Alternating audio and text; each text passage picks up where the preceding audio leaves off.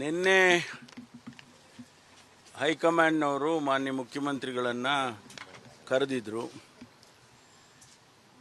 ಅವರು ಸುಮಾರು 3-4 ಗಂಟೆಗಳ ಕಾಲ ಅಲ್ಲಿ ನಮ್ಮ AICC ಕಚೇರಿ ಕೇಂದ್ರ ಕಚೇರಿಯಲ್ಲಿ ನಮ್ಮ ಹೈಕಮಾಂಡ್ನವ್ರನ್ನ ಭೇಟಿ ಮಾಡಿದರು. ಅಧ್ಯಕ್ಷರು, ಪ್ರಧಾನ ಕಾರ್ಯದರ್ಶಿಗಳು, ರಾಹುಲ್ ಗಾಂಧಿಯವರು ಅವ್ರನ್ನೆಲ್ಲರನ್ನೂ ಕೂಡ ಭೇಟಿ ಮಾಡಿದರು. ಒಳಗಡೆ ಏನು ಚರ್ಚೆ ಆಗಿದೆ ಅನ್ನೋದು ನಮಗೆ ಯಾರಿಗೂ ಕೂಡ ಗೊತ್ತಿಲ್ಲ. ಆದರೆ ತಾವು ಮಾಧ್ಯಮದಲ್ಲಿ ಅನೇಕ ಸ್ಪೆಕ್ಯುಲೇಷನ್ಸ್ಗಳನ್ನು ಕೂಡ ಮಾಡಿದಿರಿ. ಬಹುಶಃ ಇವತ್ತು ಸುರ್ಜೇವಾಲಾ ಅವರು ನಮ್ಮ ಪ್ರಧಾನ ಕಾರ್ಯದರ್ಶಿಗಳು ಬೆಂಗಳೂರಿಗೆ ಬರ್ತಾ ಇದ್ದಾರೆ. ಅವರು ಬಂದಾದ ಮೇಲೆ ಅವರು ಏನು ವಿಷಯಗಳನ್ನು ಹೇಳ್ತಾರೆ ಅದರ ಮೇಲೆ ನಮ್ಮ ತೀರ್ಮಾನಗಳು ಮತ್ತು ಎಲ್ಲರ ತೀರ್ಮಾನಗಳು ಆಗುತ್ತೆ. ನಿನ್ನೆ ದಿವಸ ಮಾಧ್ಯಮದಲ್ಲಿ ಮಾನ್ಯ ನಮ್ಮ ಪ್ರಧಾನ ಕಾರ್ಯದರ್ಶಿಗಳು KC ವೇಣುಗೋಪಾಲ್ ಅವರು ಹೇಳಿದ್ದನ್ನು ನಾವು ಪ್ರಸಾರ ಮಾಡಿದ್ದೀರಿ.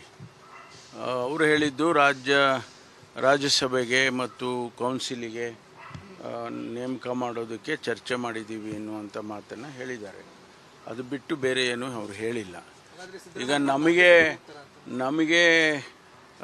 ನಮಗೆ ಗೊತ್ತಿರೋ ಪ್ರಕಾರ ಅವರು ಏನು ಮಾಧ್ಯಮದಲ್ಲಿ ಹೇಳಿದರು, ಒಳಗಡೆ ಏನು ಚರ್ಚೆ ಆಗಿದೆ ಅನ್ನೋದು ನಮ್ಗೆ ಯಾರಿಗೂ ಮಾಹಿತಿ ಇಲ್ಲ. ಅದರಿಂದ ಏನನ್ನು ಹೇಳಿದರೂ ಕೂಡ ಅನಧಿಕೃತ ಆಗುತ್ತೆ. ಅದರಿಂದ ಅಧಿಕೃತವಾಗಿ ನಮ್ಮ ಪ್ರಧಾನ ಕಾರ್ಯದರ್ಶಿಗಳು ಬರ್ತಾರೆ. ಬಂದಾದಮೇಲೆ ಅವರು ಏನು ತೀರ್ಮಾನ, ಅವರು ಏನು ಪ್ರಕಟಣೆ ಮಾಡ್ತಾರೋ ಅದನ್ನು ನಾವು ಕೂಡ ಕಾಯ್ದು ನೋಡಬೇಕು. ಎಲ್ಲ ಈಗ ಅಪ್ರಸ್ತುತ. ಯಾಕೆಂದರೆ ಹೈಕಮಾಂಡೇ ತೀರ್ಮಾನ ಮಾಡಬೇಕು. ನಾವು ಯಾರೇ ಏನು ಹೇಳಿಕೆಗಳು ಕೊಟ್ಟರು ಕೂಡ ಅದು ಅಪ್ರಸ್ತುತ ಆಗುತ್ತೆ.